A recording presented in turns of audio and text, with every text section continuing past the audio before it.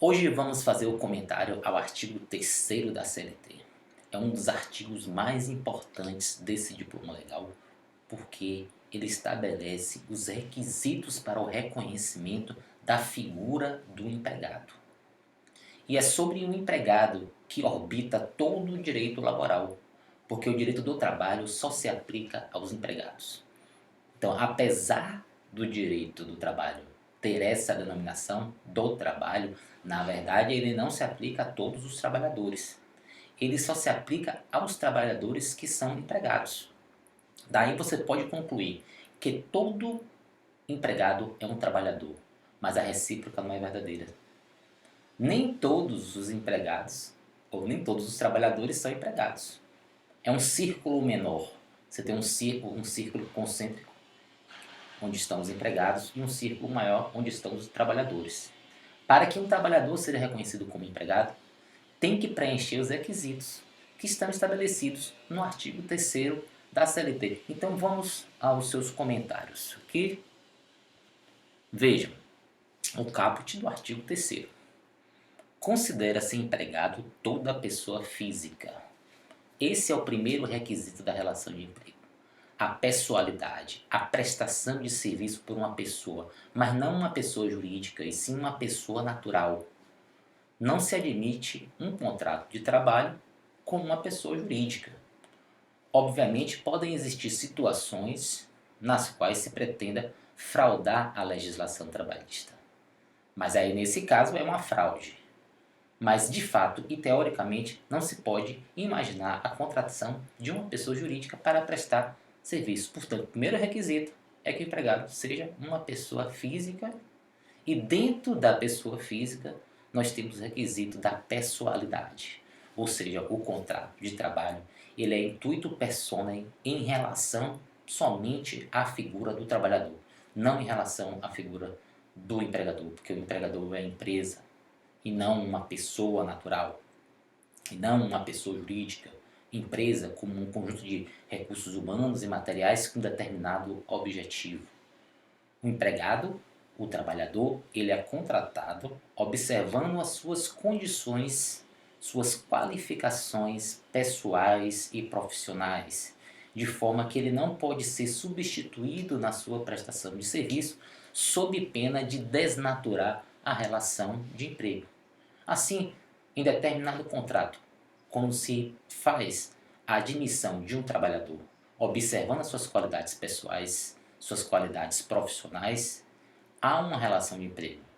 No entanto, se a contratação se dá não pela pessoa do trabalhador, mas sim observando o resultado dessa atividade laboral, não é um contrato de trabalho. É um contrato de natureza civil, é um contrato de natureza empresarial. Para haver contrato de trabalho, tem que ter contratação de pessoa física, observando as qualidades pessoais e profissionais do trabalhador. Vamos seguindo a redação do artigo 3º.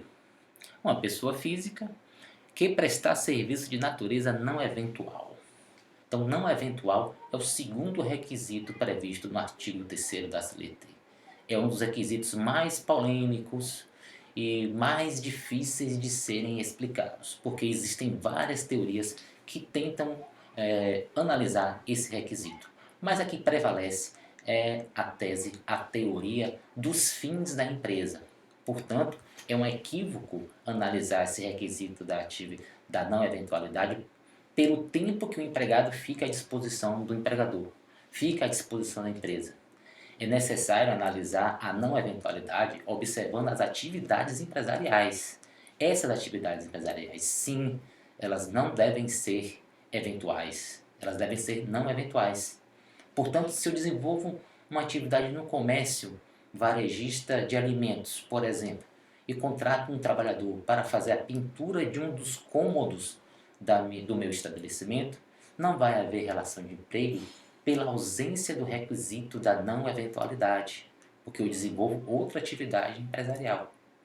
Ao contrário, se eu contrato uma pessoa para prestar serviço uma vez por semana, por exemplo, mas essa prestação de serviço tem uma relação direta com a minha atividade empresarial, essa pessoa vai ser meu empregado. Digamos que eu tenho um restaurante e contrate um garçom para trabalhar nos dias de maiores movimentos, na sexta ou no sábado, ou apenas um dia por semana. Então esse trabalhador será um empregado, claro, desde que estejam presentes os demais requisitos que estão previstos no artigo 3º da CLT. No prosseguimento, prestar serviços de natureza não eventual a empregador sob a dependência deste. Esse seria, então, o terceiro requisito, dependência, ou seja, subordinação. A dependência ou subordinação é um requisito quando ele é analisado sob a ótica do trabalhador. Se você analisa esse mesmo requisito, essa mesma característica, pela ótica do empregador, você vai chamar de poder diretivo, que foi estudado no artigo 2º da CLT. Então, o empregador exerce um poder diretivo, que é subdividido em poder regulamentar, poder disciplinar, poder punitivo, poder organizacional. E o empregado, ele entra dentro da estrutura, ele entra na estrutura, né, da empresa, e está sob esse poder do empregador. Estando sob esse poder do empregador, ele está subordinado, ele é dependente do empregador. Por meio de um contrato de trabalho, o empregado abre mão de parte da sua liberdade e deixa para ser comandado pela figura do empregador. Portanto, essa subordinação ela pode ser explicada pelo critério ou pela teoria técnica científica, pode ser explicado pela teoria onde há a predominância da dependência ou subordinação econômica. E, por fim, temos a explicação que aqui prevalece, que é a tese da subordinação jurídica, além de, modernamente, que é também a subordinação estrutural. Mas o que prevalece no direito do trabalho, pelo menos atualmente, é a dependência jurídica, porque ela deriva da celebração de um contrato que é regido pela lei. Não é uma subordinação técnica, porque em algumas situações o empregado ele tem um maior conhecimento técnico do que o próprio empregador. Não é uma subordinação necessariamente econômica, apesar de a maioria das vezes ela ocorrer. Não é econômica porque você pode admitir que o empregado tenha mais recursos financeiros do que o próprio empregador. É difícil de acontecer, mas é possível. E aí resta a subordinação jurídica, que ela é explicada por meio da realização de um contrato que é regido pelas leis, pelo ordenamento jurídico, ou seja, o empregado se põe à disposição, sob dependência do empregador, porque ele quer, por um elemento de vontade, celebrando um contrato de trabalho. Temos, por último, aí a teoria que admite a subordinação estrutural, que é mais utilizada para efeitos de você facilitar a prova do trabalhador que tem a sua relação de emprego questionada em juízo. Aí, nesse caso, o empregado vai defender a tese de que, pelo simples fato dele ser inserido dentro de uma estrutura empresarial, ele já seria um empregado, transferindo o ônus da prova de demonstrar que não existe essa subordinação para a empresa. Esse seria o terceiro requisito. E para terminar, o último, sob a dependência deste e mediante salário. É o último requisito para reconhecimento da relação de emprego, chamado pela doutrina de onerosidade.